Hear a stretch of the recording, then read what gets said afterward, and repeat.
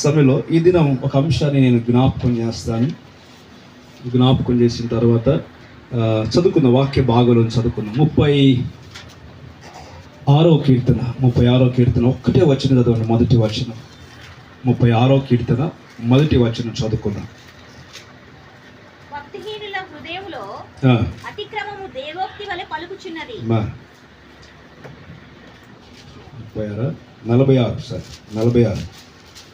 46వ కీర్తన మొదటి మాట 46.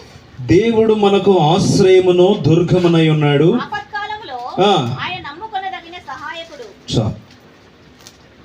యవనందు రాయలబడింది అక్కడంటే ఏమంటున్నాడు? దేవుడు మనకు ఆశ్రయమును దుర్గమునై ఉన్నాడు, ఆపద కాలమున ఆయన నమ్ముకొనదగిన సహాయం. చిన్నమాట ప్రార్థన చేద్దాం. పరిశుద్ధుడా, మహోన్నతుడా, నీకు స్తోత్రాలు. చదవబడే వాక్యమును బట్టి స్తోత్రాలు. మాతో మాట్లాడు. నీ వాక్యము సత్యము నాయన, నీ వాక్యము జీవము కలిగినది. వాక్యమైన దేవుడవు తండ్రి, నీ ఉన్నది ఉన్నట్టు మాకు బోధించి, మమ్మల్ని గద్దించి, హెచ్చరించి, బుద్ధి చెప్పి నీ క్రమములో నడుచుకోవడానికి సహాయం చేయి. నువ్వెంత గంభీరుడవో, ఎంత మహోన్నతుడవో నిన్ను నువ్వు కనపరుచుకునే దేవుడు తండ్రి. నువ్వు సమస్తం మీద ఆధిపత్యం కలిగిన దేవుడవై నిన్ను ఆశ్రయించుట మాకెంతో ధన్యత అనే విషయాన్ని జ్ఞాపకం చేసుకుంటున్నాం. ఈ మధ్యాహ్నము అలుపుడం సులువచాటు మరుగుపరచు, చేరిన బిడ్డలందరితో మాట్లాడే ధైర్యపరచమని యేసునామమున ప్రార్థన చేస్తున్నాను మా తండ్రి, ఆమేన్. దేవునికి స్తోత్రం. ఈ వాక్యంలో రాయబడినట్లుగా కదా, దేవుడు మనకు ఆశ్రయము దుర్గము. దేవుడు మనకు ఆశ్రయము దుర్గము, ఆపద కాలములో నమ్ముకోదగిన సహాయకుడు. వింటున్నారు అనుకున్న వాళ్ళు వింటున్నారు. కనుక దేవుడు మనకు ఏమై ఉన్నాడు, దేవుడు మనల్ని ఏ విధంగా ఏ కోణంలో మనల్ని భద్రం చేస్తున్నాడో ఈ దినం చెప్పడానికి నేను ఇష్టపడుతున్నాను. చెప్పేదానికంటే ముందు ఒక విషయం జ్ఞాపకం చేస్తాను. ఏంటో ఏమో కానీ ఈ సంవత్సరం ఆరంభం కాకముందే ప్రతిరోజు ఒకరు చనిపోతున్నారు. యవనస్తులు ఎక్కువ చనిపోతున్నారు, వృద్ధాపులో ఉన్నవారు ఎక్కువ చనిపోతున్నారు. యవనస్తులేమో సూసైడ్ చేసుకొని చనిపోతున్నారు. వృద్ధాపుల్లో ఉన్నవారు ఏదో ఒక రోగం చేత చచ్చిపోతున్నారు, బలహీనైపోయి. ఈ రోజున చాలామంది సిక్ అయి ఉన్నారు, చాలామంది దేవుని బిడ్డలారా. అయితే మీరు అంటే నిన్న ఒక సావు చేసాం, మొన్న ఒక సావు, ఈ వారం నుంచి కంటిన్యూగా సావులు చేయడం, జ్ఞాపకార్థాలు చేయడం, సావులు చేయడం.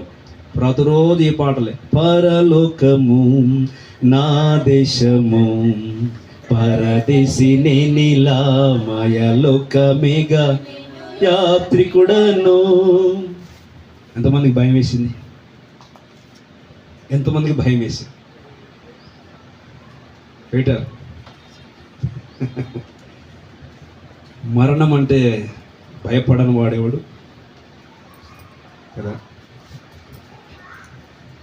మన రెడ్డమ్మ కూడా చనిపోయింది.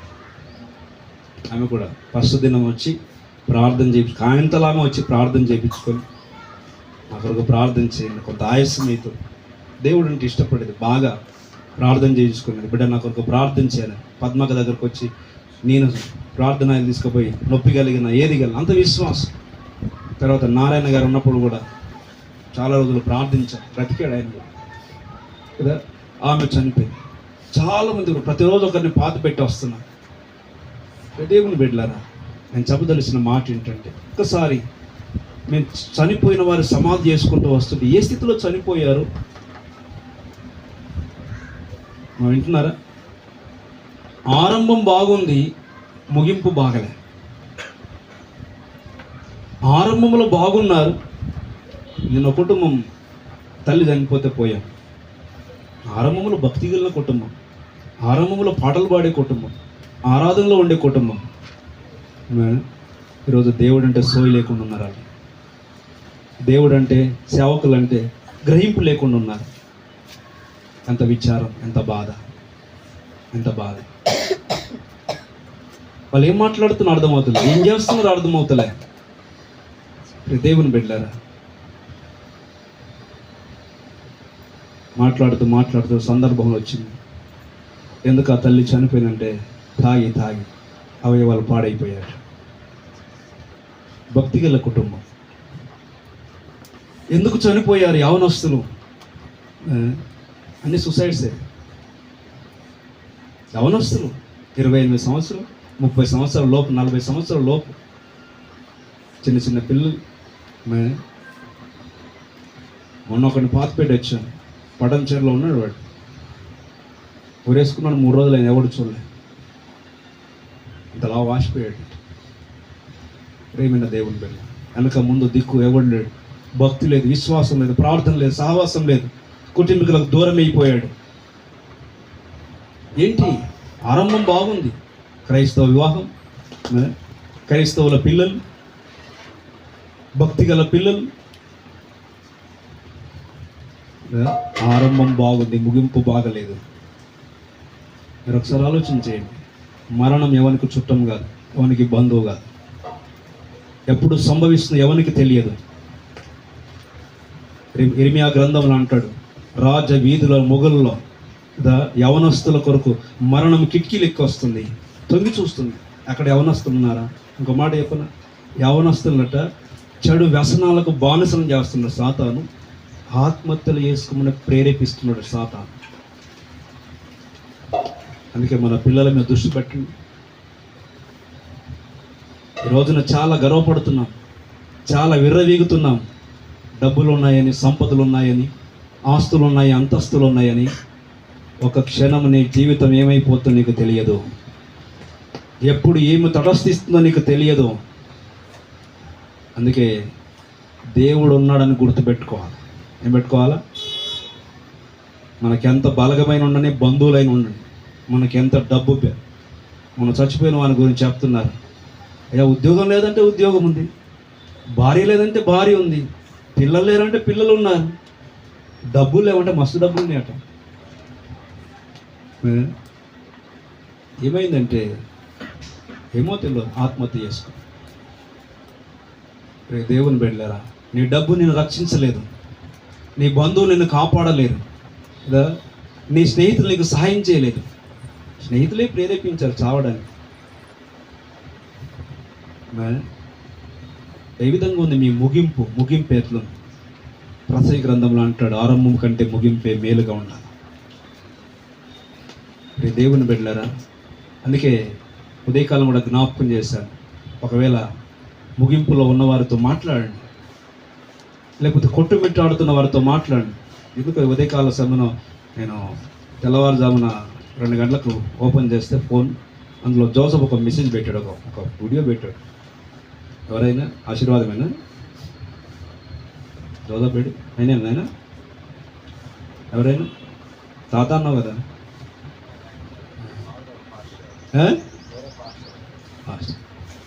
ఆయన ఐసీలో ఉన్నాడు, అన్నీ కూడా ఇవన్నీ పెట్టుకున్నాడు, అంటే సీరియస్ కండిషన్లో ఉన్నాడు. తాత పాట పాడని పాడుతున్నాడు, అలసిపోలేదయ్యా నేను, నా యేసు నన్ను అలసిపోనివ్వలేదు అంటున్నాను. ఎక్కడదా ధైర్యం? ఎక్కడున్నాడు ఆయన? చావు బతుకులో ఉన్నాడు. ఆరంభం ముగింపు ఎట్లా ఉండాలి? అలసిపోలేదట, ఆరోగ్యం సహకరిస్తలేదు, లోపలికి తిండి పోతలేదు. అది చూసినప్పుడు నేను రియలైజేషన్ అయిపోయాను. ప్రేమైన దేవుని బిడ్డలారా, ఈరోజు చాలామంది దేవుని విషయంలో అలసిపోతున్నారు, దేవుని విషయంలో విసిగిపోతున్నారు, దేవుని విషయాల్లో మీరు దేవుని కోపం పుట్టించే పనులు చేస్తున్నారు. ఇందాక ఇర్మియా గ్రంథంలో ఆరాధన హెచ్చరికలో చక్కని గట్టి వార్నింగ్ ఇచ్చాడు. దాంట్లో మీరు ఎంతవరకు గ్రహించారో, మీరు అంతవరకు చదువుతుందో నాకు తెలియదు, కానీ వాళ్ళ పితరుడు చెప్పిన దాన్ని పాటించారట. వాళ్ళు ద్రాక్షారసం తాగొద్దురా అంటే మా పితరుడు చెప్పాడని వారు ముందు పెట్టి పరీక్షించిన నో అంటున్నారు. కానీ దేవుడు పెందలకడ మీ వద్దకు ప్రవక్తలను పంపిస్తుంటే, ఉదయమే చెవులకు వాక్యం వినబడుతుంటే, ప్రతి వారం వాక్యం బోధిస్తుంటే, గద్దిస్తుంటే, హెచ్చరిక చేస్తుంటే, బుద్ధి చెప్తుంటే ఎంతమంది వింటున్నారు? ఎంతమంది లోబడుతున్నారు? ఎంతమంది తమ ప్రవర్తన దిద్దుకుంటున్నారు? దేవుని బిడ్డలారా, ఇంకో మాట చెప్తున్నాను, ఈ రోజున దేవుని దూషించేవారు ఎక్కువైపోయారు, దేవుని విమర్శించేవారు ఎక్కువైపోయారు, దేవుని ప్రజలంటే అవహేళన చేసే వాళ్ళు ఎక్కువైపోయారు. అందుకే వాక్యం అంటుంది దేవుడు మనకు ఆశ్రయము. ఎవరు దేవుణ్ణి ఆశ్రయంగా చేసుకుంటారో, ఎవరు దేవునిలో భక్తి కలిగి ఉంటారో, దేవుని ప్రజలంటే అజామసిగా ఉందా, చులకనగా ఉందా, అవహేళనగా ఉందా, నీకు ఆటలుగా ఉందా? దేవుని ప్రజలం. ఎవరు మనం? దేవుని పిల్లలం. భూమిని ఆకాశాన్ని సృజించిన సృష్టికర్త అయిన దేవుని ఆరాధిస్తున్నాం. ఆరాధించకుండా ఏమేమో అడ్డుపడతాయి, ఎవరెవరో వస్తారు. స్తుతించకుండా వాక్యం అంటుంది దేవుడు మనకట ఆశ్రయము దుర్గమునై ఉన్నాడు. ఆపద కాలము రాకుండా మనకు సహాయం చేస్తాడు. మనం ఆరాధిస్తున్న దేవుడు సజీవుడు. మనం ఆరాధిస్తున్న దేవుడు మనకు ఆశ్రయం. మన చుట్టూ ప్రాకారాన్ని వేస్తాడు. కొంతమంది అంటారు కదా, నా వెనుకం దగ్గరికి పోవాలి, నన్ను దాటిపోవాలంటారు. మనకి ఈ కండ ఉండదు.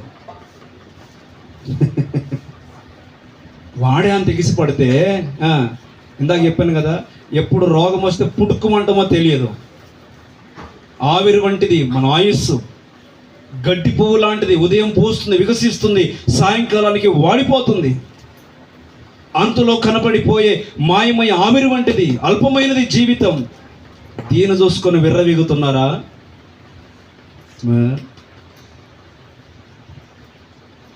పిసికితే వస్తారు అంతేనా? మన పానం ఎంత?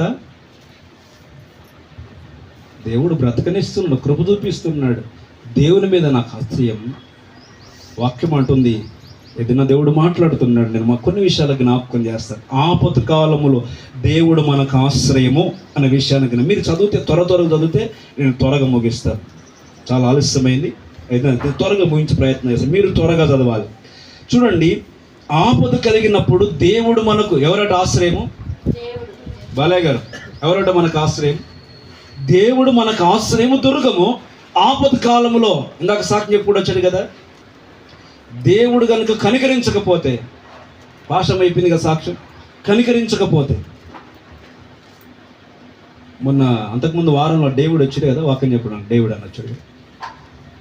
వాళ్ళ వదిన గారు అక్కడ సూరారం కాలంలో ఉంటారు, అక్కడ సూరారం దగ్గర ఉంటారు, జేడి మెట్ల సార్. బ్యూటీ పార్లర్కి వెళ్ళిందట. ఏ పార్లర్కు? అది మెట్ల మీద ఉందట. పైన నడుచుకుంటూ వెళ్ళి పై మెట్టు ఎక్కింది, జారి కింద పడితే 2 కాళ్ళు పుట్టున ఇరిగాయి. 2 కాళ్ళు మధ్యలోకి ఇరిగాయి. మళ్ళీ ఆపరేషన్ చేసి అతికించారు. ఇప్పుడు నడుస్తుంది. ఎప్పుడు ఏమి జరుగుతుందో తెలియదు. అర్థమవుతుంది కదా? దేవుడు ఆపద కాలము రాకుండా మనకి ఎంత ఆశ్రయంగా ఉన్నాడు, ఎంత దుర్గముగా ఉన్నాడో నేను ఈరోజున జ్ఞాపకం చేస్తాను మీకు. మనం దేవుని ప్రజలమంటే ఈరోజున మనకు చులకనైపోయింది, మనను చూసిన వానికి చులకనైపోయింది. కొన్నిసార్లు దేవుడు మనం తప్పు చేస్తే శత్రువులకు అప్పచెప్తాడు, కొన్నిసార్లు రోగాలు అలవ్ చేస్తాడు, కొన్నిసార్లు బలహీనతలను మొత్తుతాడు, కానీ మరణానికి అప్పగించాడు దేవుడు. గుర్తుపెట్టుకోండి. చాలాసార్లు ఒక్క నుంచి చెప్తున్నాను. దేవుడు మనిషిని పుట్టించి చంపడానికి కాదు, బ్రతికించడానికే. చంపేది ఎవడంటే సాతాను. అర్థమవుతుంది కదా? కానీ చస్తున్నాడు కానీ బతుకుతున్నాడు మనిషి. మన బ్రతుకు కోరి, మన జీవము కోరి మనకు ఇరువులు కనుక దేవుడు వస్తే మనము దేవుని చులకన చేస్తున్నాం, మనల్ని ఇతరులు చులకన చేస్తున్నారు. వాక్యం అంటుంది, మనం ఆరాధించే దేవుడు మనకు ఆశ్రయము, దుర్గము. ఆపద కాలములో నీకు సహాయించేవాడు ఆయన. ఆమేన్, హల్లెలూయా. నేను ఒక 3-4 విషయాలు జ్ఞాపకం చేస్తాను, భక్తులను జ్ఞాపకం చేస్తాను. మొదటిది హిజ్కియాను జ్ఞాపకం చేస్తాను. తెలిసిన వాక్యమే, అది రాజుల గ్రంథంలోను 2వ రాజుల గ్రంథం 19:35 వచనం ఉంటుంది ఆ మాట. తర్వాత యెషయా గ్రంథములోను 37వ అధ్యాయం 1వ వచనం, 14వ వచనం, 16వ వచనంలో ఆ మాటలు చదివితే బాగుంటుంది. కానీ మీరు చదవగలరా? ఆ రాత్రి యెహోవా దూత బయలుదేరి అష్షూరు వారి దండుపేటలో. తర్వాత యెషయా గ్రంథం 37వ అధ్యాయం నేను చెప్పిన వచనం చదువు. 1వ వచనం చదువు. యెషయా గ్రంథం 37వ అధ్యాయం 1వ వచనం. హిజ్కియా విని ఆ. తన బట్టలు చింపుకొని గోనెపట్ట కట్టుకొని ఆ. యెహోవా మందిరమునకు పోయి ఆ. గృహ నిర్వాహకుడగు ఆ. ఎలియాకీమును ఆ. శాస్త్రియగు షెఫ్నాను ఆ. యాజకులలో పెద్దలను ఆ. ఆమోజు కుమారును ప్రవక్తయునైన ఆ. యెషయా వద్దకు పంపెను. చాలు 14 వచ్చిన చాలు. హిజ్కియా దూతల చేతిలో నుండి ఆ ఉత్తరం తీసుకొని చదివి యెహోవా మందిరంలోనికి పోయి యెహోవా సన్నిధిని ఆ. దాన్ని విప్పి పరిచి యెహోవా సన్నిధిని ఇట్లని ప్రార్థన చేశాడు. చాలు 21 అదే అధ్యాయం. అంతటా ఆమోజు కుమారుడైన ఆ. యెషయా హిజ్కియా యొద్దకు ఈ వర్తమానము పంపెను. ఆ. ఇశ్రాయేలుల దేవుడకు యెహోవా సెలవిచ్చినదేమనగా, చూడండి, ఇశ్రాయేలు దేవుడు యెహోవా సెలవిచ్చినదేమనగా, అష్షూరు రాజైన చూడండి అష్షూరు రాజు సన్హెరీబు విషయమునందు ఆ. నీవు నా ఎదుట ప్రార్థన చేసితివే. సన్హెరీబు రాజు విషయం నా ఎదుట ప్రార్థన చేసితివే హిజ్కియా. అతని గూర్చి యెహోవా సెలవిచ్చిన మాట చూడండి, దేవుడు ఏం సెలవిస్తున్నాడు చూడండి. సియోను కుమారి అయిన కన్యక, చూడండి, సియోను కుమారి అయిన కన్యక నిన్ను దూషణ చేయుచున్నది. ఆమె నిన్ను అపహాస్యం చేస్తుంది. యెరూషలేము కుమారి నిన్ను చూచి తల ఊచుచున్నది. నిన్ను చూసి తల ఊస్తున్నారు. నీవు ఎవరిని తిరస్కరించితివి, ఎవరిని దూషించితివి. చూడండి, మీరు ఎవరిని దూషించితివి, ఎవరిని తిరస్కరించితివి. నీవు గర్వించి ఎవరిని భయపెడితివి. ఇశ్రాయేలుల పరిశుద్ధ దేవునినే కదా. ఎవరట? ఇశ్రాయేలీల పరిశుద్ధ దేవుని తిరస్కరిస్తున్నారు, భయపెడుతున్నారా? సియోను కుమారి ఎవరట? వీళ్ళు యెరూషలేము కుమారి. ఎవరు? దేవుని భయపెడుతున్నారా? దేవుని తిరస్కరిస్తున్నారా? అష్షూరు రాజును గురించి ఈ హిజ్కియా రాజుతో దేవుడు ప్రత్యక్షమై దేవుని వాక్కు మాట్లాడుతుంది. అష్షూరు రాజు ఆ ప్రాంతం, ఆ తర్వాత అష్షూరు రాజు సైన్యంతో దండెత్తి వచ్చి హిజ్కియా మీద తాకీదులు ఉత్తరాలు రాసి పంపించాడు. చట్ట మాటలు పలుకుతున్నాడు.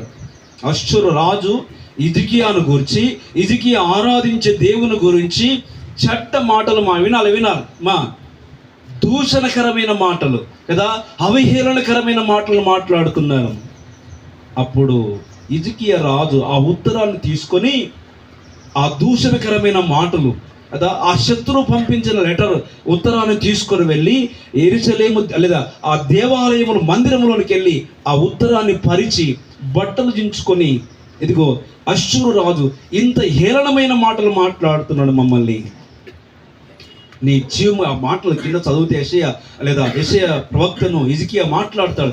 నీవు భూమికి ఆకాశాన్ని సృష్టికర్తమైన దేవుడు, నువ్వు జీవం గలవాడు, నేను మిమ్మల్ని ఆరాధిస్తుంటే అష్షూరుడు వచ్చి మమ్మల్ని నిందిస్తున్నాడు, అష్షూరుడు వచ్చి మా మీద పగపడుతున్నాడు, మా మీద యుద్ధం ప్రకటిస్తున్నాడు అని ఎలుగెత్తి వారు దూషణ మాట విని హిజ్కియా ఎలుగెత్తి ప్రార్థన చేస్తే హిజ్కియాకు యెహోవా వాక్కు ప్రత్యక్షమై సెలవిస్తున్న మాట, నువ్వు ఎవరి మీద అతిశయపడుతున్నావు? అష్షూరు రాజును గురించి మాట్లాడుతున్నాడు. ఓ సియోను కుమారి, యెరూషలేము కుమారుతో సంబోధిస్తున్నాడు. ఈరోజు గర్విష్ఠులతో మాట్లాడుతున్నాడు. దూషణకరమైన మాటలు మాట్లాడు దేవుని మీద, దేవుని ప్రజల మీద విరుచుకపడే వారిని గురించి మాట్లాడుతున్నాడు దేవుడు. నీవెవరు తిరస్కరించవంటే జీవం గల దేవుని నీవు తిరస్కరిస్తున్నావు. మరో చదువు మాట, నీవు ఎవరిని తిరస్కరించితివి, ఎవరిని దూషించితివి, నీవు గర్వించి ఎవరిని భయపెడుతున్నావు? ఇశ్రాయేలుల పరిశుద్ధ దేవునినే కదా. దేవుడు అంటే అజామసిగా ఉందా? ఇందాక చెప్పిన పిసికితే చచ్చిపోతావు, అంతేనా? ఎంత నీ ప్రాణం, మన ప్రాణం ఎంత, మన బతుకు ఎంత? ఎవరి మీద గర్వపడుతుందన్నమాట? దేవుని మీద. దేవుని తిరస్కరిస్తున్నాం, దేవుని దూషిస్తున్నాం, దేవుని ప్రజల మీద నిందలు వేస్తున్నాం. మాట వినాలా? దేవుడు మనకు ఆశ్రయ దుర్గము, ఆపద కాలములో నమ్ముకొని తగిన సహాయకుడైన మాటను జ్ఞాపకం చేస్తున్నాను. హిజ్కియా ఒకవైపు ఆపద వచ్చినప్పుడు, శత్రువు దూషిస్తున్నప్పుడు బల్యాలు పట్టుకొని వెళ్ళలే, యుద్ధాన్ని సైన్యాన్ని సిద్ధం చేసుకోలే, దేవుని సన్నిధికి వెళ్ళాడు. ఎక్కడికి వెళ్ళాడు? మనకు దేవుడు ఆశ్రయము దుర్గం. మనం ఎక్కడికి వెళ్ళాలి? కత్తి పట్టుకోవాలంటే వాళ్ళకంటే మంచిగా పట్టుకున్నాం. కత్తి పట్టుకోలేమా? కట్టె పట్టుకోవాలంటే వాళ్ళకంటే మంచిగా పట్టుకున్నాం కట్టె. కానీ అది మన పని కాదు, అది మన పని కాదు. హిజ్కియా దేవుని సన్నిధిలోకి వెళ్ళి ప్రార్థన చేస్తున్నాడు, దేవునికి మోకాలు ఉంచి సన్హెరీబు మాట్లాడుతున్నాడు. చూడు ఆ మాటలు వినయ్యా. దేవుడు అన్నాడు, జీవం గల దేవుని తిరస్కరిస్తున్నాడు వాడు. చూడు నేనేం చేస్తాను. చదువుదామా 33 అదే అధ్యాయం. కాబట్టి అష్షూరు రాజును గూర్చి చూడండి, అష్షూరు రాజును గురించి 33 వచనం. యెహోవా సెలవిచ్చినదేమనగా అతడు ఈ పట్టణంలోనికి రాడు. రాడు. ఎవరు చెప్తున్నారు ఈ మాట? వాడు వస్తానని చెప్పాడు, తాకీదులు పంపించాడు, ఖతం చేస్తాన్నాడు హిజ్కియాను. ఏమన్నాడు? ఈరోజు అందరు చిటికలేసి చెప్తారు, మనకు లేపేస్తాను. ఆయన తాత తరం కూడా కాదు, ఆయన ముత్తాత తరం కూడా కాదు. నేను చెప్తున్నా కదా. దేవునికి స్తోత్రం, హల్లెలూయా. దేవుడు చెప్తున్నాడు అష్షూరు రాజుల గురించి మాట, వాడు నీ పట్టణంలోకి రాడు. దాని మీద ఒక బాణమైనా ప్రయోగింపడు. ఏంటట? అమ్మా బలమ్మా, ఒక్క బాణం కూడా వేయడు వాడు. బాణం వాళ్ళ దగ్గర బాణాలు మస్తున్నాయి, అయ్యానికి చేత కదా వాడికి. ఒక కేడమునైనను దానికి కనపరచడు. దాని ఎదుట ముట్టడి దిబ్బ కట్టడు. చూడండి, ముట్టడి దిబ్బ కూడా వేయలేడు. ఈ పట్టణంలో లోపలికి రాక తాను వచ్చిన మార్గముననే అతడు తిరిగిపోవును. ఎక్కడ పోతాడట? వచ్చిన మార్గమునే తిరిగిపోతాడట. చాలా చక్కగా ఆ మాట. ఇంకా చదవమ్మా. ఈ పట్టణం లోపలికి రాక తాను వచ్చిన మార్గముననే అతడు తిరిగిపోవును. ఇదే యెహోవా వాక్కు. నా నిమిత్తము, నా సేవకుడైన దావీదు నిమిత్తమును నేను ఈ పట్టణమును కాపాడి రక్షించుదును. చూడండి, మనకు ఆశ్రయం దుర్గమైన వాడు ఆపత్ కాలములో శత్రు నుంచి కాపాడుతాడు, సైన్య బలము నుంచి కాపాడుతాడు. అక్కడ అంటున్నాడు, నేను దాన్ని రక్షిస్తాను. ఎవరు చెప్తున్నారు? దేవుడు. నీవెంత తిరస్కరించేవాడు, దూషించేవాడు, వ్యతిరేకంగా మాట్లాడు, నీ బాణాలు పనిచేయవు. ఆమేన్, హల్లెలూయా. నీ ఈటలు పనిచేయవు. చూపిస్తా వాక్యం. మీరు ఇలా కూర్చుంటే సాయంత్రం చెప్పమంటే చెప్తా, కానీ మీకు ఓపిక లేదు, నాకు కూడా ఓపిక లేదు. దేవునికి స్తోత్రం. అమ్మా 38 చదువమ్మా. అతడు నిస్రోకు అను తన దేవత మందిరమందు బ్రొక్కుచుండగా అతని కుమారులైన పై వచ్చిన దూతను పంపే దేవుడు. అంతటా యెహోవా దూత బయలుదేరి అష్షూరు వారి దండుపేట. చూడండి, అష్షూరు దండుపేట, ఒక పేట మొత్తము దండు నిలబడిపోయింది. అష్షూరు ఆ దండు బలాన్ని చూసి, ఆ సైన్య బలాన్ని చూసి, వెనుకున్న ఆయుధ బలాన్ని చూసి హిజ్కియా రాజు మీదకి తిరస్కారమైన మాటలు మాట్లాడుతున్నాడు, దేవుని ప్రజలకు విరోధంగా. హిజ్కియా చేసిన పని ఒకటే. ఎక్కడ పోయాడు? అమ్మా, దేవుని మందిరానికి పోయాడు. నువ్వు ఎక్కడ పోతున్నావు?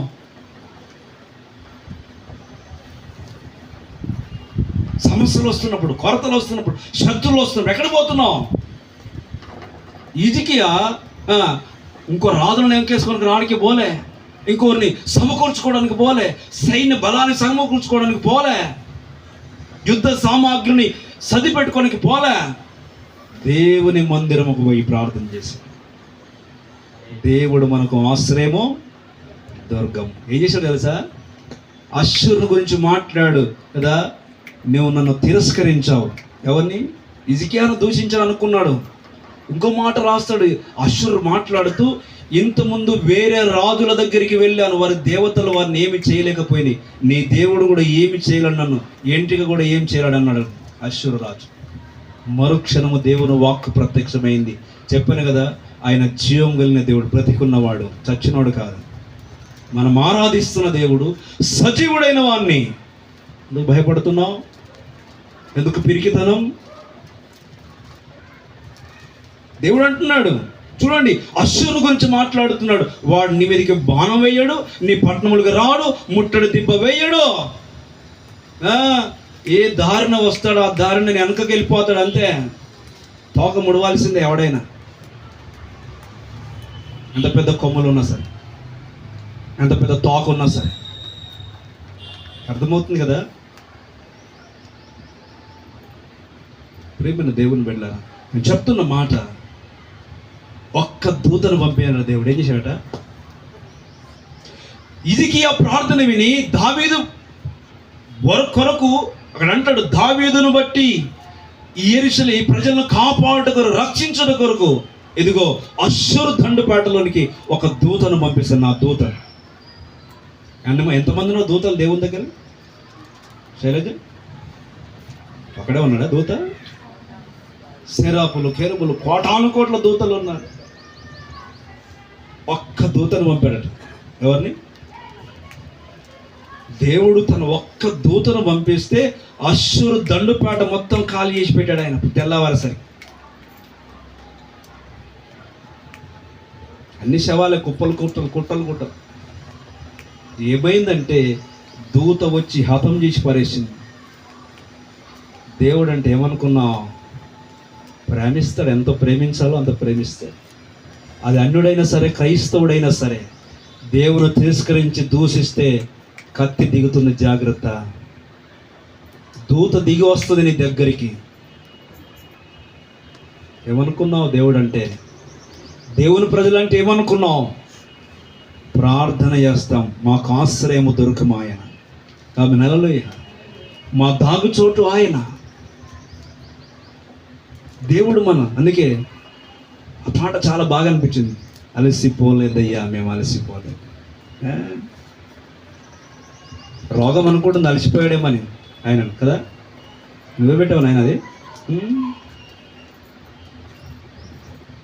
కానీ అలసిపోనివాడు ఆయన మనల్ని, ఓడిపోనివాడు ఆయన మనల్ని, మన విజయ వీరుడు ఆయన. ఆమె హల్లెలూయా. ఆయన వెనకబడితే చాలు కదా. కొన్నిసార్లు పిల్లలు బయటికి గీసలాడుకుంటారు, వాడు పరిగెత్తుకొని కొట్టడానికి వచ్చాడనుకో, ఏం చేస్తాడు? తండ్రి ఎంకన్నా తల్లి ఎంకన్నా పడాలి అంతే. పడలేకపోతే దెబ్బలు పడతాయి, పడకపోతే ఇంకో వెనక పడితే వాడు చంపుతాడు, ఇంకోటి చంపుతాడు. అవునా? అదే తల్లి వెనక తండ్రి వెనక పడితే ఒక్క దెబ్బ కూడా పడనేవాడు. ఆమె హల్లెలూయా.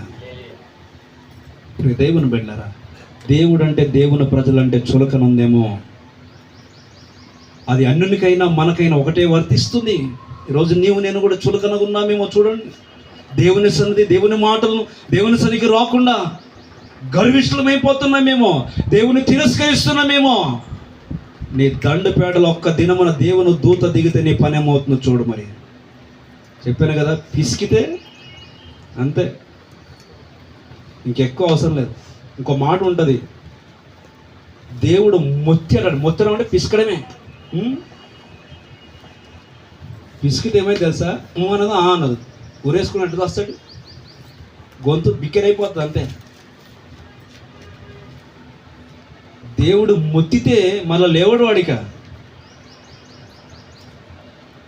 అందుకే దేవుని చేతిలో పడడం భయంకరం. దేవుడు ప్రేమమయుడు. నువ్వు మారుతావని, నువ్వు రక్షించబడతావని, నువ్వు దీవించబడతావని, నువ్వు స్వస్థపరచబడతావని, నువ్వు ఆరోగ్యం ఉంటావని, నువ్వు క్షేమంగా ఉంటావని నీ కొరకు ప్రార్థన చేస్తున్నాం.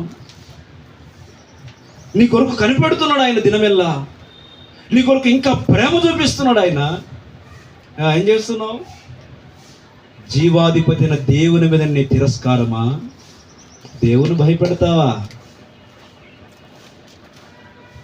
మరణం ఆయన భయపెట్టాలనుకుందట యేసుప్రభు. ఏమనుకుందట? ఇందాక చెప్పాలన్న, మరణం అంటే భయం. భయం అందరూ చచ్చిపోతుంటే భయం అనిపిస్తుంది కదా. ఓ తల్లి సాక్షి చెప్తుంది, కనీసం చచ్చిపోయే ముందన మన బిడ్డలు రక్షించుకుందాం, వారికి చెప్పుదాం దేవుని మార్గం. రక్షణ లేకుండా ఎవరు చనిపోకూడదు అని సాక్ష్యం చెప్తున్నామే. మనకుందా చింత? మనకుందా చింత? దేవుని బిడ్డలారా, కనుక ఎక్కడున్నాం మనం? దేవుని మాట వినకపోతే అది ఎవరైనా సరే, క్రైస్తవుడైనా సరే, క్రైస్తవేతరుడైనా సరే, ఎవడైనా సరే, దేవుని మీద తిరుగుబాటు చేస్తే దేవుడు మొత్తుతాడు. జాగ్రత్త. ఒకవేళ దేవుని కనుక నువ్వు ఆశ్రయంగా చేసుకుంటే నీకు దేవుడు భద్రత. ఆమేన్. హల్లెలూయా. హిజ్కియాను యుద్ధానికి వెళ్ళకుండా, హిజ్కియా కష్టపడకుండా, హిజ్కియా శ్రమ పడకుండా ఏం చేస్తే తెలుసా? దేవుని పాదాల దగ్గర కూర్చొని ప్రార్థన చేశాడు. మనం ప్రార్థన చేస్తే సైన్యాలు కదులుతాయి. జాగ్రత్త. ఒక్క దూతను పంపిస్తే 185,000 మందిని హతం చేసింది. ప్రార్థన చేసే వ్యక్తులం. ఆపద కాలంలో దేవుడు మనకు సహాయం చేస్తాడు. ఆమె నెలలు అది మొదటిది. ఇంకా చాలా విషయాలు ఉన్నాయి, అందుకే నేను సాయంత్రం దాకా చెప్తాను. మరొకటి యెహోషాపాతు దినవృత్తాంతం 2వ గ్రంథం 20వ అధ్యాయం 12వ వచనం 22వ వచనం చదవండి త్వరగా. దినవృత్తాంతంలో 2వ గ్రంథం 20వ అధ్యాయం 12వ వచనం. మా దేవా చూడు, మా మీదికి వచ్చి గొప్ప సైన్యానికి తీర్పు తీర్చవా. చదవమ్మా. యుద్ధము చేయడానికి మాకు శక్తి చాలదు, మాకు ఏం చేయాలో మాకు తెలుస్తలేదు. పరిస్థితులు అట్లున్నాయి, మనుషులు అట్లున్నారు. మీరే మాకు దిక్కని యెహోషాపాతు దేవుని దగ్గరికి వెళ్ళి ప్రార్థన చేశాడు. ఉపవాసం ఉండి ప్రార్థన, చాలు ప్రార్థన చేశారు. వాళ్ళు విధేయత చూపారు. అయ్యా మాకేం తోస్తలేదు, ఈ మనుషులు మాట్లాడుతుంటే, ఈ మనుషులు తిరస్కరిస్తుంటే, ఈ మనుషులు దూషిస్తుంటే, ఆరాధించకుండా ప్రార్థించకుండా ఏం తోస్తలేదని దేవుని సన్నిధికి వెళ్ళి, దేవా నీవే మా దిక్కు అంటే, శత్రువులు మా పక్షమున తీర్చుకో, న్యాయం తీర్చని అడుగుతున్నాడు. 22వ వచనం చదువు. చూడండి, వారు పాడడానికి ప్రార్థన చేస్తున్నారు, దేవుని సన్నిధిలో వచ్చి పాడుతున్నారు, ఆరాధిస్తున్నారట. ఒకటి చెప్పాను కదా, హిజ్కియా దేవుని మందిరానికి వెళ్ళాడు ప్రార్థన చేయడానికి. శత్రువు దూషించినప్పుడు దూతను పంపించి ఖతం చేశాడు. ఇక్కడ యెహోషాపాతు ఆపద వచ్చింది, సైన్యం వచ్చి నిలబడింది. మాకు శక్తి లేదు, నీవే మాకు ఎడుతోస్తలేదని ఆపద కాలంలో దేవుని ఆశ్రయిస్తే వాళ్ళు ప్రార్థన చేస్తున్నారు, వారు పాటలు పాడుతున్నారు, ఆరాధన చేస్తున్నారు దేవుణ్ణి. మనం ఆరాధన చేయాలన్నా, పాటలు పాడాలన్నా, ఆరాధన అంతా అయిపోయినకి వస్తే ఏం లాభం? పాటలన్నీ అయిపోయినకి వస్తే ఏం లాభం?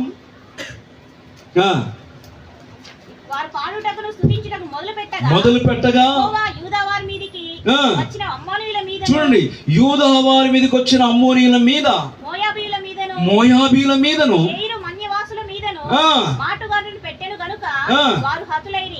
ఎవరు పెట్టాడట? మాటుగాండ్రులు పెట్టాడట. వాళ్ళకి వాళ్ళే పొడుచుకున్నారట. మాటుగాండ్రు పెడితే వీళ్ళు పోయి వాళ్ళని పొడవలే, వీళ్ళేమో మందిరానికి వెళ్ళి ఏం చేస్తున్నారట? సతీజన యెహోషాపాతు ఏం చేస్తున్నాడు? ప్రార్థన చేస్తున్నాడు, పాటలు పాడుతున్నారు, ఆరాధన చేస్తున్నారు వీళ్ళు.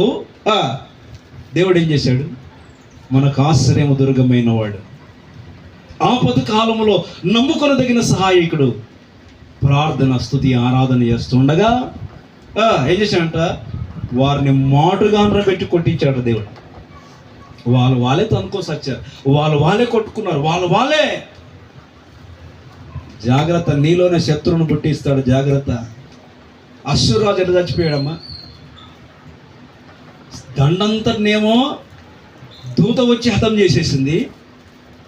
అశ్షూరు రాజట దూత దంపుతుంటే ఇప్పుడు పారిపోయాడట. ఆ చివరి వచనంలో ఉంటుంది ఆ మాట, మనం దాన్ని మిస్ అయిపోయాం కదా. 38వ వచనం ఉంటుంది ఆ మాట. యెషయా గ్రంథంలో 37వ అధ్యాయం 38వ వచనం ఉంటుంది. అతడు పారిపోయి తన దేవతా గృహంలో దాక్కున్నాడట. ఎక్కడ దాక్కున్నాడట?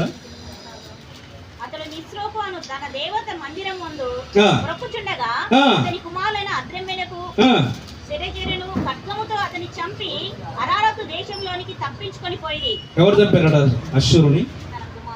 ఎవరు చంపారన్నా? తన కొడుకులు చంపారు. తను పూజించి, తను ఆరాధించి దేవత గుడిలోకి వెళ్ళిపోయి దాక్కున్నాడు. రక్షించిందా? ఎవరు చంపారు? కొడుకులు చంపారు.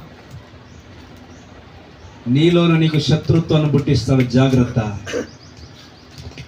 దేవుని మీద తిరస్కరిస్తే, దేవుని దూషిస్తే, దేవుని ప్రజలను దూషిస్తే, వాక్యం అంటుంది. యెహోషాపాతుని గురించి మాట్లాడుకుంటున్నాం. హిజ్కియా దేవుని సన్నిధికి వెళ్ళాడు, మందిరానికి ప్రార్థన చేస్తున్నాడు.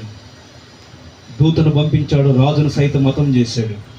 రెండవది అంటాడు యెహోషాపాతు, అయ్యా మాకు శక్తి చాలుతలేదు, మాకు బలము లేదు, మా ఈ పరిస్థితిలో, ఈ సిచ్యువేషన్లో వాళ్ళేమో తిరస్కరిస్తున్నారు, మాకు ఎటు తోస్తలేదు. నిజమే కదా, మనకి ఎటైనా తోస్తుందా? మీకేమైనా దోస్తుందో చెప్పండి అన్న. మీరు చెప్పరు, నేను చెప్పను. ఎటు దోయదు మనం కదా. తోచిందల్లా ఒకటే, పారిపోవడం మానేయడం, అంతేనా? యెహోషాపాతు ఏం చేస్తున్నాడు? గాయకులను పెట్టాడు, పాటలు పాడేవారిని పెట్టాడు, వైద్యకారులను పెట్టాడు, ఆరాధన చేస్తున్నాడు, స్తుతిస్తున్నాడు, ప్రార్థన చేస్తున్నాడు. ఆరాధన మానలే, స్తుతించుట మానను. జాయసి పిలుసుకురావద్దమ్మా పాడుతున్నా పాట, మనకొస్తలేదు పాట.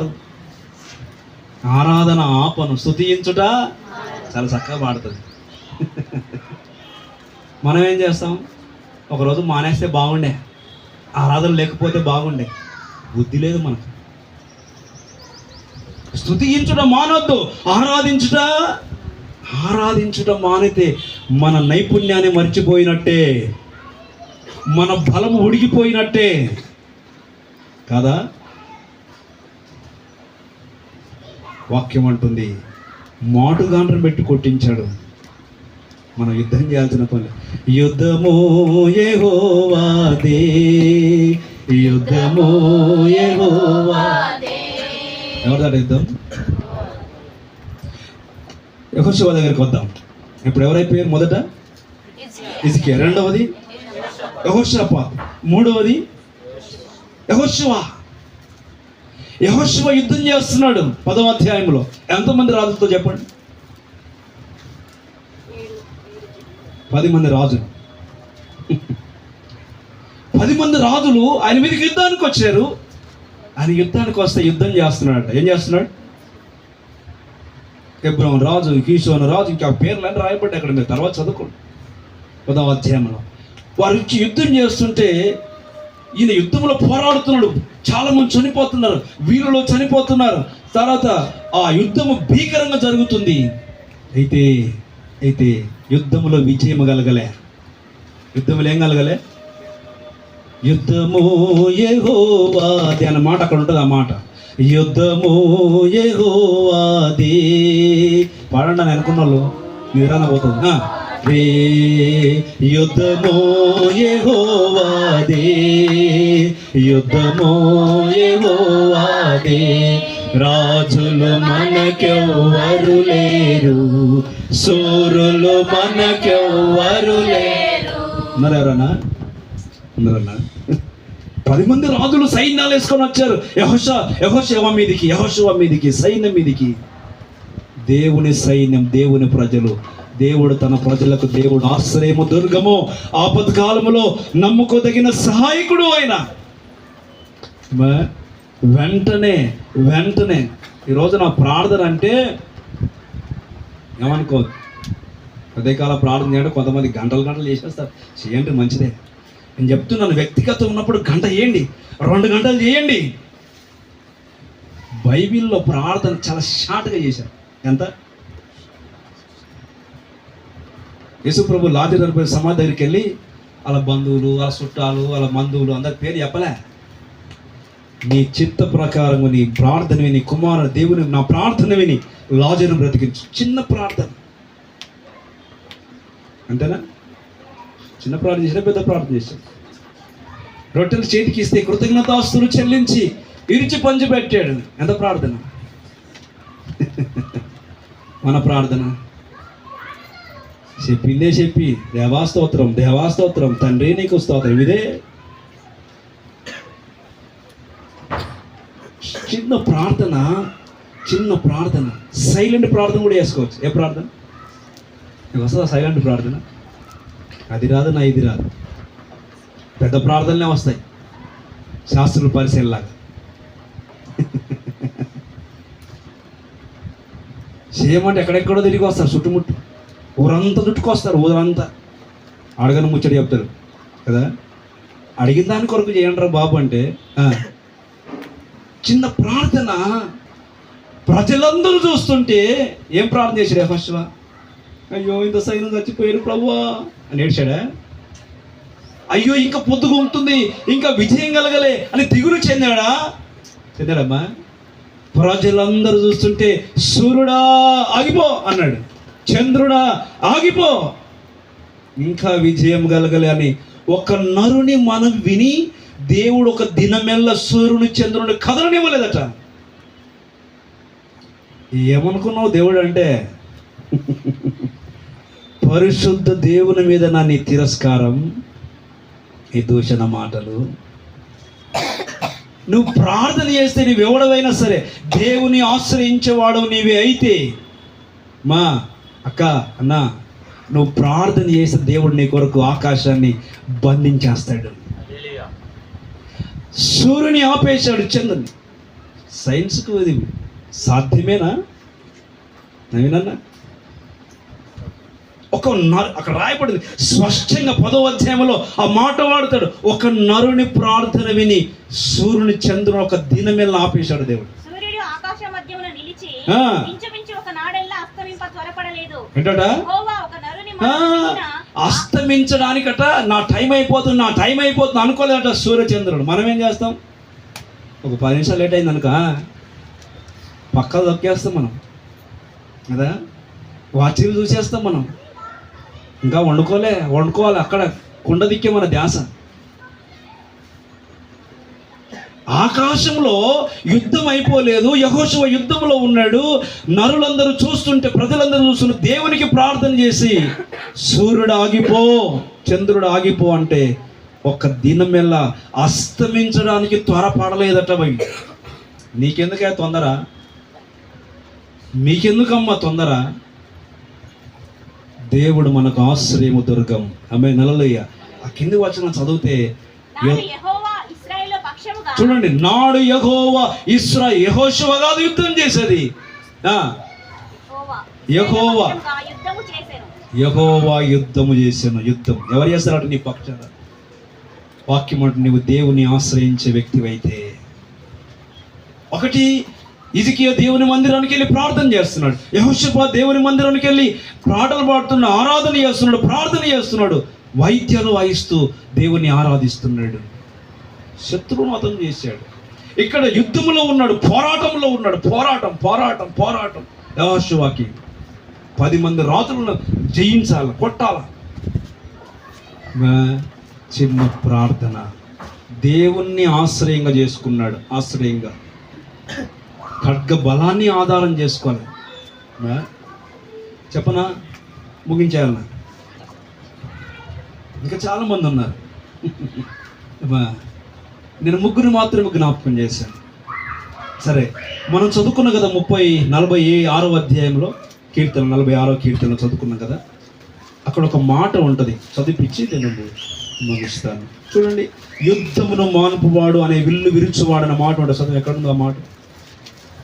ఆయనే బూదిగంతముల వరకు యుద్ధములు మాన్పువాడు. వచనం చెప్పు నాయన. 9వ వచనం, 46వ కీర్తన 9వ వచనం. ఆయన యుద్ధములు మాన్పువాడు, విల్లు విరుచువాడు, బల్లెమును తెగ నరుకువాడు ఆయనే. యుద్ధ రథములను. మీకు ఏమర్థమైంది ఈ వాక్యం? ఈ వాక్యం మీకు ఏమర్థమైంది? యుద్ధములను మాన్పేవాడు ఆయనే, విల్లును తెగ నరికేవాడు ఆయనే, యుద్ధ రథాలను కూడా అగ్నిలో కాల్చేది కూడా ఆయన. ఈ భూమిని నేను చాలాసార్లు చెప్పాను, మళ్ళీ చెప్తున్నాను. 100 సార్లు పేల్చే అణుసామాగ్రి ఉందట మన దగ్గర. అణుసామాగ్రి అంటే అణుబాంబులు అంటే టపకాయలు కాదు. అణుబాంబులు అంటే బాణసంచ కాదు. నాశనం చేసుకోవడానికి దాచిపెట్టుకున్న కదా ఆయుధాలు, మరణాయుధాలు. ఒక్కొక్క దేశంలో పాకిస్తాన్లో కదా, ఇతర జపాన్లో, తర్వాత ఇతర దేశాల్లో, మన దేశంలో, అనేక దేశాల్లో కదా, అన్ని దేశాల్లో యుద్ధ నౌకలు ఉన్నాయి, యుద్ధ క్షిపణులు ఉన్నాయి, యుద్ధ సామాగ్రి ఉంది, బల్యాలు ఉన్నాయి, ఈటలు ఉన్నాయి కదా, యుద్ధ రథాలు ఉన్నాయి, యుద్ధ టాంకులు ఉన్నాయి. అంతేకాదు ప్రియ దేవుని బిడ్డ, అణుబాంబు ఒక్కటేస్తేనే దేశం మాష అయిపోతుంది. అటువంటివి ఎన్ని ఉన్నాయి? 100 సార్లు పేల్చగల సామగ్రి ఉంది ఇప్పుడు ప్రపంచ దేశాల్లో. ఏమనుకుంటున్నారు మీరు? నాది ఈది మేము అని గర్వపడుతున్నామా? ఎవరికోనికి లేపుతాడు కోపం, రేపు వేసేస్తాడు వాడు. కానీ దేవుడు అంటున్నాడు, ఈరోజు కొంతమందట ఆ భాగమును చదువుతున్నప్పుడు కొంతమందట వింటున్నారా, కొంతమందట ప్రకృతిని లేదా వారికున్న సంపదను చూసి, వారికున్న బిల్డింగ్ను చూసి, వాళ్ళకున్న డబ్బును చూసి, వాళ్ళకున్న హోదాను, అధికారాన్ని చూసుకొని గర్వపడుతున్నారు దేవుని మీద, దేవుని తిరస్కరిస్తున్నారు. మీరు చదువుతారు ఆ మాట పై వచనంలో, 2వ వచనం, 46వ కీర్తన. భూమి మార్పు నొందినను, నడి సముద్రంలో పర్వతాలు మునిగినను, ఘోషించినను, పర్వతాలు కదిలిన మనము భయపడము. మనకు దేవుడు ఆశ్రయము. పర్వతాలు వెళ్ళిపోతాయి. అగ్ని పర్వతాలు పేలినప్పుడు చూసారు ఎప్పుడైనా? సునామీలు చూసారా? ఏమైనా భూకంపాలు చూసారా? ఒకవైపున ప్రకృతి మనకు భయంకరంగా కనబడుతుంది. అది కిందికి వస్తే ఇంకో మాట అంటాడు, చదువు. కింద జనములు ఘోషించుచున్నవి, రాజ్యాలు కదులుతున్నవి. ఒకవైపున ప్రకృతి భయపెడుతుంది, ఒకవైపున ప్రజలు భయపెడుతున్నారు. భయపడతలేరమ్మా? భయపడతలేరా? వాడు అంటాడు అంటే బామేస్తా అంటాడు. వాడు అంటాడు యుద్ధం చేద్దాం అంటాడు. ఒకడు రోజు వాదనలు జరుగుతున్నాయి. ప్రజలు భయపెడుతున్నారు. ఈ రోజున ప్రజలు విరుచుకుపడుతున్నారు. కానీ దేవుడు అంటున్నాడు, ఆ కింది వచనం చదవమ్మా. సైన్యములకు అధిపతి యెహోవా. ఎవరట? మన దేవుడు. ఈ సైన్యాలను చూసుకొని భయపడుతున్నాడు. ఈ పర్వతాలను చూసుకొని ఆధారం చేసుకొని విర్రవీగుతున్నారు. ఈ జనాంగాన్ని, ఈ నేషన్స్ చూసుకొని ఆధారం చేసుకొని విర్రవీగుతున్నారు, గర్వపడుతున్నారు దేవుని మీద. సైన్యములకు అధిపతి దేవుడు మనకు తోడు, మనకు సహాయమై ఉన్నాడు. ప్రియమైన దేవుని బిడ్డలారా, కిందకి వస్తే ఒక మాట ఉన్నాడు, చదువుతా చూడండి.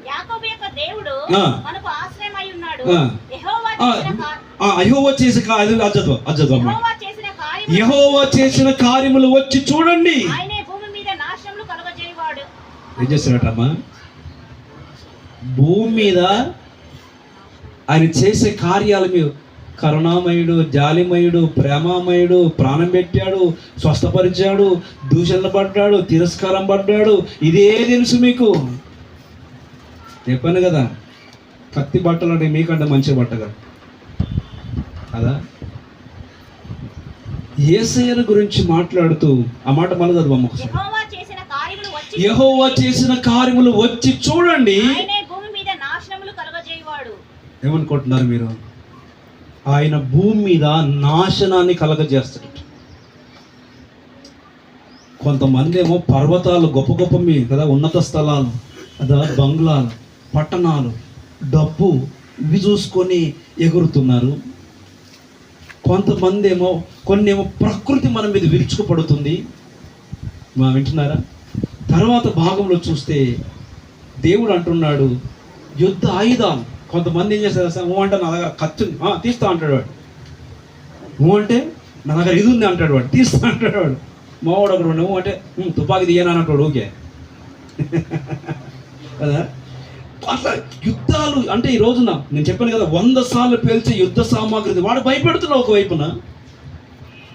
ఒకవైపున మా దగ్గర ఈటలు, కత్తులు ఉన్నాయి, మేము కథం చేసేస్తామని నినాదాలు చేస్తున్నారు. ఒకవైపున చేస్తలేరా?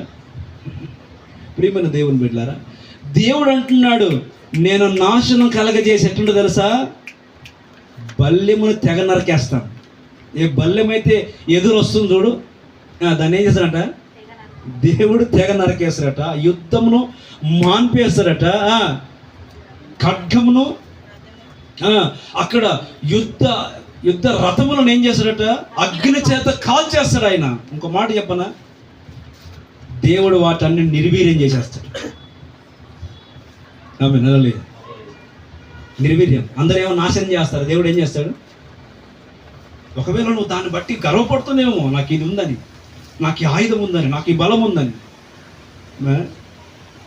అంతకుముందు ఒకసారి మనం న్యాయాధిపతుల గ్రంథంలో ఎవరి గురించి మాట్లాడుకున్నాం, గిత్తెల గురించి మాట్లాడుకున్నప్పుడు అప్పుడు కూడా ఒక సైన్యం వచ్చి ఇసుక రాలనంత సైన్యం ఉంది వాడి దగ్గర.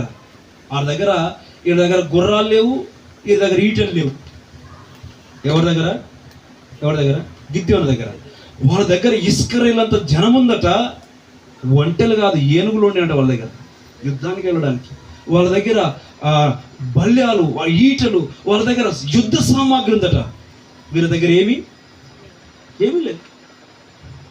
అప్పుడు దేవుని దగ్గరకు వచ్చి, నన్ను ఎందుకు పిలిచావయ్యా, నేను రాననే దాచుకున్నా కదా. మనం ఏం చేసుకుంటాం, అందరు ముందంటే ముందు కూర్చాం, అందరు రాకపోతే నాకెందుకు వచ్చింది బాబు అని వెనక పట్లే పడతాం. అందుకే వెనకకే పోతున్నాం మనం కదా. ఈ గిత్తెను కూడా వెనక దాచుకున్నాడు గానుగ చాటున. రావయ్యా దేవుతో పిలిచింది, నువ్వు పరాక్రమ గల బయటికి రా అంటే వచ్చాడు. వచ్చేసరికి చూస్తే వాడేమో రంకెలేస్తున్నాడు. ఈయన దగ్గరనేం బలం లేదు. ఎందుకైనా నన్ను పిలిచావు అని అడుగుతున్నాడు. ఇశ్రాయేలు ప్రజలకు దేవుడు ఆశ్రయము దుర్గమునై ఉన్నాడు. ఆపత్కాలంలో నమ్ముకొనదగిన సహాయక. మన అంశం గుర్తుపెట్టుకోండి.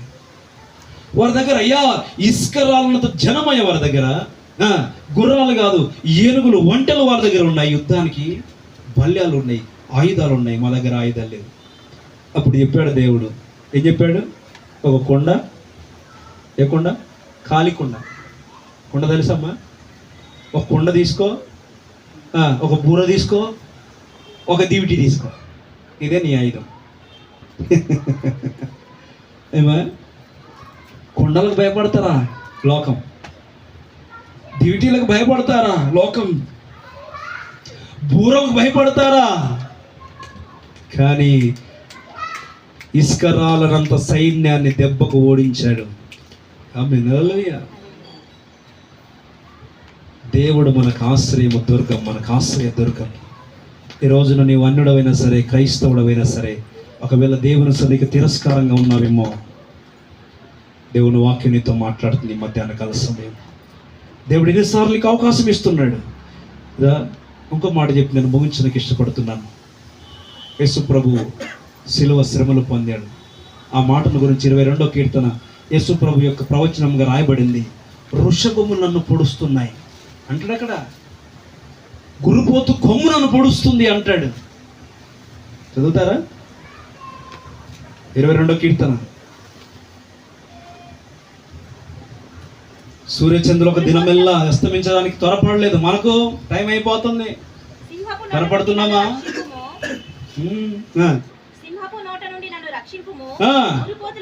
గురుపోతుల కొమ్ముల నుంచి నన్ను రక్షించుము. వృషభములు నన్ను చుట్టుకొని ఉన్నాయి. పై వచ్చిన అంటాడు, వృషభములు నన్ను చుట్టుకున్నాయి, గురుపోతు కొమ్ములను పొడుస్తున్నాయి, నన్ను రక్షించు.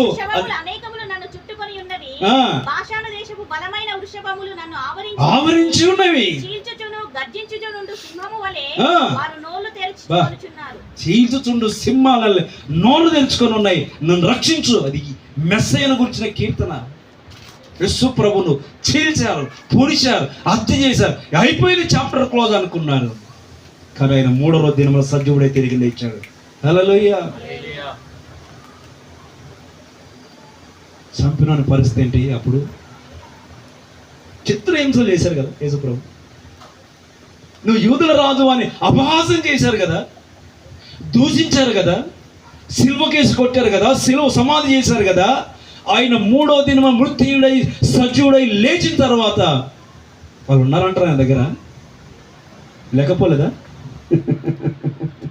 అరే ఇన్ని చిత్రహింసలు చేశాము, ఇన్ని హింసలు పెట్టాము, ఈయన మళ్ళా సజీవుడై. మీరు చూడండి, ఆయన చనిపోయినప్పుడు సిలువ వేయబడి తలవాల్చి తన ఆత్మను అప్పగించుకున్నప్పుడు మధ్యాహ్నం 3 గంటల వేళ చిమ్మ చీకటి గమ్మింది, ఆకాశం మూగబోయింది, పెద్ద భూకంపం కలిగింది, సమాధులు తెరవబడ్డాయి, చాలా మంది బ్రతికారు, దేవాలయపు తెర పై నుండి కిందకి చిరిగింది. అది చూసిన మత పెద్దలు, ఈ ఆందోళన ఏంటి ప్రకృతిలో? ఈయనని ఇంత గేలి చేసాం, ఇంతసేపు శ్రమ పెట్టాం. ఒక సాక్ష్యం, ఒక స్టేట్మెంట్ ఇస్తారు, నిజముగా ఈయన దేవుని కుమారుడే. హల్లెలూయా. ఎవరి మీద నీ తిరస్కారం, ఎవరి మీద నిందలు, ఎవరి మీద కోపము నీకు? జీవం గల దేవుని మీదనే కదా. ఓ సియోను కుమారి, ఇంకో మాట చెప్తున్నాను, దేవుడు ప్రేమామయుడు. దేవునికి వ్యతిరేకంగా నీవు నడుచుకున్నా, ఎవడు నడుచుకున్నా దేవుడు ఊరుకోడు. ఒక దూతను పంపిస్తే చెప్పాను కదా, మొత్తుతాడు, పిసుకుతాడు అంతే. మాటి చెప్తున్నా, జాగ్రత్త, పిసుకనే వద్దు. శిలువ మీద అంత శ్రమ పడుతున్నా, అంత హింసించబడుతున్నా, అంత కొట్టబడుతున్నా, అంత రక్తం చిందిస్తున్నా, వీళ్ళకి తెలియదయ్యా ఆయన ప్రార్థన ఏంటి, వీరేం చేస్తున్నారో ఎరగరు. వీరు ఏం చేస్తున్నా వీరికి క్షమించు. నా దూతకు నేను ఆజ్ఞాపిస్తే పేతురు కత్తి తీశాడు కదా, ఏం తీశాడు? కత్తి లోపల పెట్టయ్యా అన్నాడు. మనం కత్తితో పని చేయొద్దు, లోపల పెట్టు. ఒకవేళ నేను గనక ఆజ్ఞాపిస్తే సైన్యాలు దిగుతాయి. ఏం దిగుతాయి? సైన్యం ఎందుకయ్యా? బైబిల్లో ఉంది, ఆయన కోపాగ్ని భూమి గజగజగజలు ఆడిపోతుంది, పర్వతాలట మైనం కరిగినట్టు కరిగిపోతాయట. ఎండకు డాంబర్ పోస్తుండండి, ఇలా కరిగిపోతుంది. మైనం పెట్టండి, కరిగిపోద్ది. నెయ్యి పెట్టండి, నూనె పెట్టండి, గడ్డగట్టింది పెట్టండి. దేవుడు కోపగిస్తారట, పర్వతాలు బండలు బద్దలైపోతాయి. ఏమనుకున్నావు దేవుడు అంటే? రక్షణ గురించి నిర్లక్ష్యం, దేవుని గురించి నిర్లక్ష్యం, తిరస్కార బుద్ధి. నేను ఒక చిన్న కథ చెప్పి నేను ముగిస్తా. వినాల దేవుని వాక్యాన్ని పడిచోన పెడుతున్నా, గ్రహించలేకపోతున్నాం. ఎంత దినాలు మరణం ఎక్కి వస్తుంది, జాగ్రత్త, ఎప్పుడు వస్తుందో నీకు తెలియదు. మరణం నీ వెంటే ఉంది. వింటున్నారా? సాతాను వెంటాడుతున్నాడు. సాతాను కోరలకు చెప్పాను కదా, చనిపోయిన వారందరూ వారి ముగింపు బాగలేదు.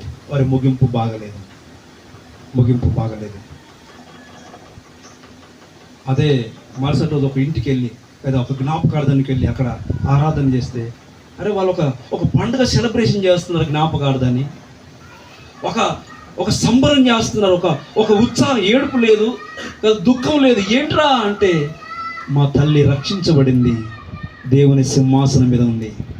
వాళ్ళకంత నిరీక్షణ. మీకుందా సంతోషం? ఆ రక్షణ మీకుందా? ఆనందం మీకుందా? ఎంతకాలం దేవుని మీద తిరస్కారం? దేవుని వాక్యం చెప్తుంది. ఒక చిన్న కథ చెప్పి నేను ముగించేస్తాను. ప్రియమైన దేవుని బిడ్డ, ఒక చదువుకున్న వ్యక్తి, మంచి చదువు, శాస్త్రాల గురించి బాగా తెలిసి, ఫిలాసఫీ డిగ్రీలు, పిహెచ్డీలు చేసి, బాగా చదివి, బాగా జ్ఞానం, తత్వజ్ఞానం అంతా తెలుసుకొని, ఎక్కడో ప్రయాణం చేయాలి కదా, లోకంలో ఉన్నప్పుడు ప్రయాణం చేయాల్సి వస్తున్నప్పుడు ఓడలో ప్రయాణం చేస్తుండట. దేంట్లో? అనుకున్నలు వినాల. ఒక వ్యక్తి బాగా పాండిత్యం సంపాదించుకున్నాడు, బాగా చదివాడు. ఇంకో మాట చెప్పాలంటే అన్ని శాస్త్రాలు చదివాడట. ఎన్ని శాస్త్రాలు చెప్పండి అన్న? చెప్పు. అన్ని శాస్త్రాలు చదివిన పండితుడు ఆ ఓడలు ఎక్కి ప్రయాణం చేస్తున్నప్పుడు ముచ్చట మాట్లాడుకుంటూ ఈ ఒక్కడితో ఓడ నావికుడు ఒక్కడే ఉన్నాడు ఆ ఓడలో. ఎందుకో మరి, చాలామంది ఎక్కుతారు ఓడలు, కానీ ఎందుకో అలా తటస్థించింది వాడికి. ఆ పండితుడు, లేకపోతే బాగా చదివిన శాస్త్రాలు తెలిసిన వాడు, బాగా జ్ఞానం తెలిసిన వాడు అందులో ప్రయాణం చేయడానికి కూర్చున్నాడు. ఓడ నడిపిస్తున్నాడు ఓడ నావికుడు. ఈ రోజులు అంతా బట్టలు నొక్కితే పోయి, ఆ రోజు కొంచెం తెడ్లు వేయాలి, కొంచెం నడిపించాలి. ఓడ నావికుడు ఓడను నడిపిస్తూ ఉంటే, వీడు చదువుకున్నాడు కదా, బాగా అన్ని శాస్త్రాలు తెలుసు కదా, అన్ని వీని పిచ్చి ప్రశ్నలు అడుగుతున్నాడట. ఈ ఓడ నడిపించు అని, ఈ ఓడను గమ్యానికి చేర్చాలని, వాడు సురక్షితంగా ప్రయాణం దించాలని ఆ ఓడలు సముద్రంలో ప్రయాణం చేస్తున్నారు, జాగ్రత్త వెళ్ళాలి కదా అని ఓడ నావికుడు బాగా దాన్ని ప్రయత్నం చేస్తుంటే, ఈ చదువుకున్న వాడు అడిగాడు, నీకు గణిత శాస్త్రం తెలుసా అని అడిగాడట. ఏ శాస్త్రం చెప్పండి అన్న? నీకు గణిత శాస్త్రం అంటే లెక్కలు తెలుసా అంటే, మనకు కొన్ని లెక్కలు తెలియదు మనకు. సరే తెలుసా మీకు? కొంతమంది లెక్కలంటే ఆమెడ దూరాన్ని ఉంటారు, భయపడిపోతారు. వాడిని అడిగాడంటే ఈ చదువుకున్నాడు, నీకు గణిత శాస్త్రం తెలవంటే తెలియదు అన్నాడు.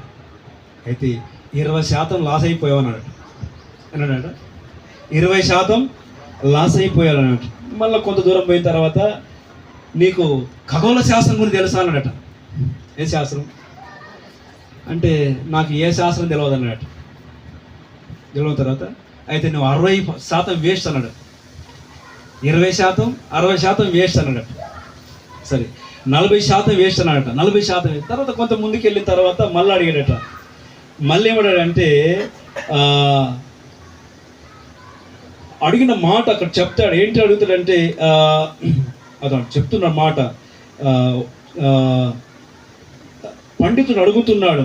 అరే ఒక మాట చెప్తున్నా, రాసుకొని వచ్చినది సరిగా చెప్పడానికి అవసరం కనుక చెప్తున్నాను. కనుక కనీసమైన నీకు తత్వజ్ఞానం తెలుసా అని అడిగాడట. ఈ కనీసం నాలెడ్జ్ అని నీకు ఉందా? తత్వజ్ఞానం. ఒకటేమో అడిగాడు ఫస్ట్, గణిత శాస్త్రం తెలుసా అని అడిగాడు. రెండవది ఖగోళ భూమిని గురించి, నక్షత్రాల గురించి నీకు తెలుసా అని అడిగాడు. తెలియదు అన్నాడు. సరే కనీస తత్వజ్ఞానం అనేది తెలుసా అని అడిగాడు. అది కూడా తెలియదు అన్నాడు. అది కూడా ఏం తెలియదు నాకు. మరి ఏం తెలుసు అన్నాడు. ఏం తెలుసు అన్నాడు. ఆయనకి అన్ని శాస్త్రాలు తెలుసు, కానీ ఒక శాస్త్రం తెలియదు ఆయన. ఏం శాస్త్రం అంటే అప్పుడు చెప్పాడు ఆ నాయకుడు, ఇప్పుడు ఓడ ప్రమాదంలో ఉంది, నాకు ఏ శాస్త్రం తెలుసు, నాకు ఈత శాస్త్రమే తెలుసు అన్నట్టు. నడి సముద్రం పోయిన తర్వాత నీకు గణిత శాస్త్రం తెలుసు, నీకు ఖగోళ శాస్త్రం తెలుసు, నీకు తత్వశాస్త్రం తెలుసు, నాకు ఏ శాస్త్రం తెలియదు. ఇప్పుడు నడి సముద్రంకి వచ్చిన తర్వాత ఓడ ప్రమాదాలకు వచ్చేసింది, నాకు తెలిసిన శాస్త్రం ఒకటి, ఈత శాస్త్రం అన్నాడు. ఏ శాస్త్రం? ఈత శాస్త్రం అని దుంకాడు సముద్రంలో. ఓడ నావికుడు సముద్రంలో దుంకి ఈదుకుంటూ ఒడ్డుకి వెళ్ళాడట. ఇప్పుడు వీని పరిస్థితి, గణిత శాస్త్రం రక్షిస్తుందా? ఖగోళ శాస్త్రం రక్షిస్తుందా? నీ చదువు, నీ విద్య, నీ ఉద్యోగం, నీ డబ్బులు, నీ ఆస్తిపాస్తులు, నాకు అంతా తెలుసు అని సంబరపడుతున్నావు. నీకు ఈత శాస్త్రం తెలియకపోతే ఏం కావాలి? ఇప్పుడు ఓడ బద్దలైపోయే కాలం వచ్చింది. ఓడ నీ ఉంటే నాకు చాలు యేసయ్యా, నీ వెంటే నేను ఉంటానేసయ్యా. బ్రతుకునావా పగిలినా కడలి పాలైనను ముంచి వేసిన ఆశలు. ఈరోజు లోకంలో జ్ఞానం ఉందన్న, తత్వం ఉందన్న, ఖగోళ శాస్త్రజ్ఞులు తెలుసు అన్న, మంచి చదువు ఉంది, సండలు ఉన్నాయి, డాక్టర్లు అవుతున్నారు, ఇంజనీర్లు అవుతున్నారు, గొప్ప వాళ్ళు అవుతున్నారు. ఈత శాస్త్రం తెలియకపోతే అంతే. మన గణపతి తను మాట్లాడుతూ అంటున్నావు, మేము ఎప్పుడు గోదావరిలో ఉండగా ఈత రాదని నాకు అంటున్నాను. గోదావరిలో తిరుగుతాం అక్కడిక్కడ, ఈత రాకపోతే ప్రమాదమే సుమా. లోకంలో ఉన్న ఈత శాస్త్రం తెలవాలి మనకు. రక్షించబడాలంటే దేవుని శాస్త్రం మనకు తెలియకపోతే ఎన్ని శాస్త్రాలు తెలిసినా, ఎంత గొప్ప ధనం ఉన్నా కదా, ఎన్ని సంపదలు ఉన్నా, ఎంతమంది బాలకం ఉన్నా, దేవుని శాస్త్రం నీకు తెలవాలి. ఈత శాస్త్రం వినలలోయ ఆపద కాలంలో యెహోవా మనకు దుర్గము ఆశ్రమం చెప్పడానికి చెప్తున్నే మాట.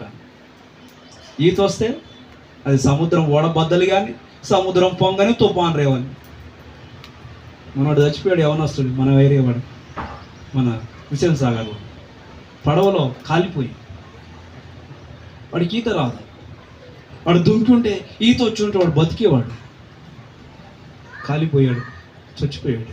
యవనస్తుడు, తల్లిదండ్రులకు ఎంత శోకం, ఎంత బాధ.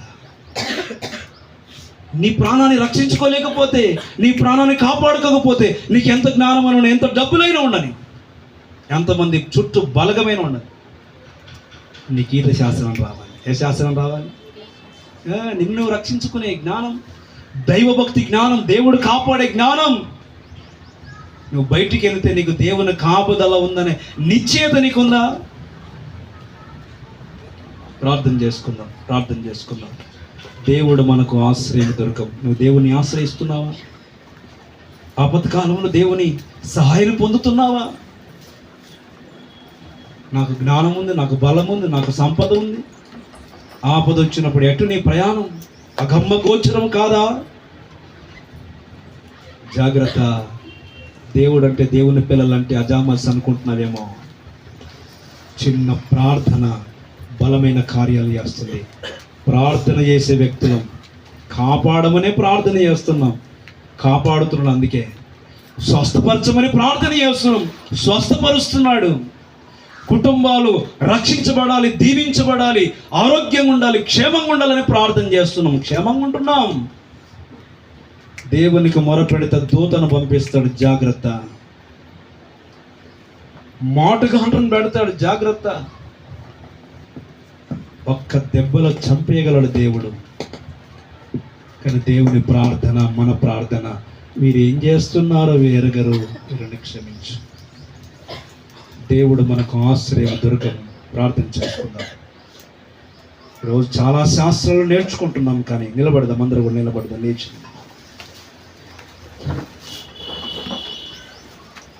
ఈరోజు డబ్బులు ఎక్కువైపోయాయి, ఈరోజు చదువులు ఎక్కువైపోయాయి, ఈరోజు గర్వం ఎక్కువైపోయింది, ఈ రోజున స్వార్థం ఎక్కువైపోయింది. మా దేవుని మీద నా అతిశయం, దేవుని ప్రజల మీద నా అతిశయం. దేవుడు ఊరుకోడన్నా. దేవుడు ప్రేమిస్తాడు, కరుణిస్తాడు. నువ్వు లోబడినంత వరకే, నువ్వు విధేయత చూపినంత వరకే. ప్రార్థన చేసుకుందాం. అందరం ప్రార్థన చేసుకుందాం.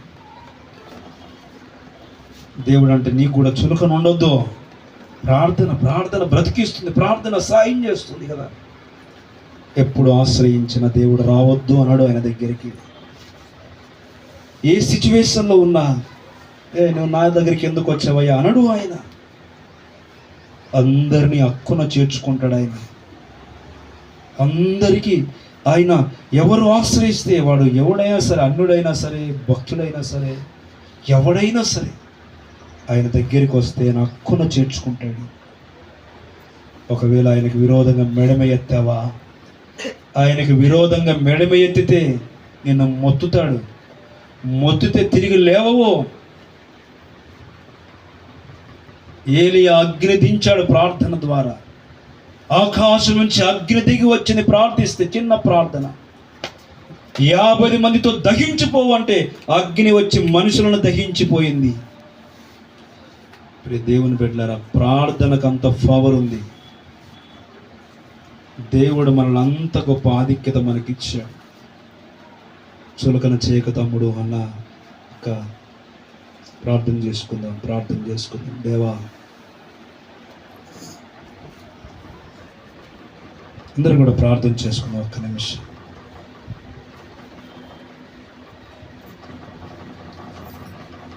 అందరూ కూడా ప్రభుకు స్తుతులు చెల్లిద్దాం. ఈ సమయం దేవునితో మాట్లాడే సమయం. దేవుడు ఎంతవరకు మాట్లాడాడు దేవుడు నీతో. ఇప్పుడు దేవునితో మాట్లాడే సమయం. దేవుని అడుగుదాం.